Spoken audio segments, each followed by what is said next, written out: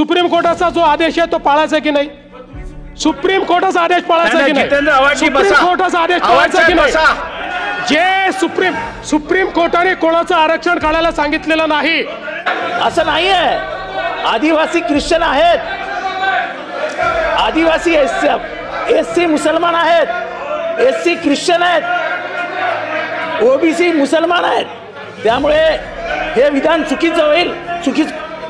त्या आदेशाच्या अनुसार जे चुकीचं आहे ते चुकीचं आहे, जे बरोबर आहे ते बरोबर आहे. मी कुठे काढलंय? तुम्ही सभागृहात येणार आणि मग तुम्हाला संधी द्यायची, असं होऊ शकत नाही.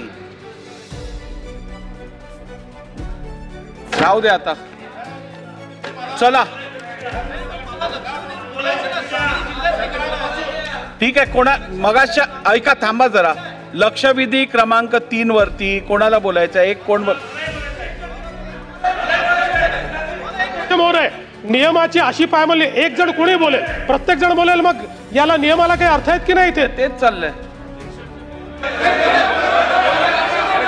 अरे नहीं बोलेगा. अध्यक्ष महोदय, चला. मुख्यमंत्री महोदय, आपण जे म्हणालात मुसलमानांमध्ये कास्टिझम आहे, ओबीसी आहे ना, शेड्यूल कास्ट आहे, ख्रिश्चनांमध्ये शेड्यूल ट्राईब आहे. असं नाही आहे. आदिवासी ख्रिश्चन आहेत, आदिवासी एससी मुसलमान आहेत, एससी ख्रिश्चन आहेत, ओबीसी मुसलमान आहेत. त्यामुळे हे विधान चुकीचं होईल. माझं विधान नीट ऐका. मुख्यमंत्री बोलतात जरा काहीतरी आपण की जो सुप्रीम कोर्टाने आदेश दिला त्या आदेशाने जागेवर बसा. त्या आदेशाच्या अनुसार जे चुकीचं आहे ते चुकीचं आहे, जे बरोबर आहे ते बरोबर आहे. मी कुठे काढलंय? तुम्ही असं आहे आव्हाड साहेब, मी तुम्हाला प्रश्न विचारतो, सुप्रीम कोर्टाचा जो आदेश आहे तो पाळायचा की नाही? सुप्रीम कोर्टाचा आदेश पाळायचा की नाही? सुप्रीम कोर्टाचा आदेश पाळायचा की नाही? जे सुप्रीम कोर्टाने कोणाचं आरक्षण काढायला सांगितलेलं नाही.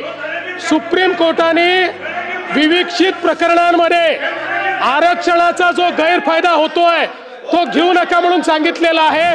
तो जर कोणी गैरफायदा घेतला असेल तर कारवाई होईल.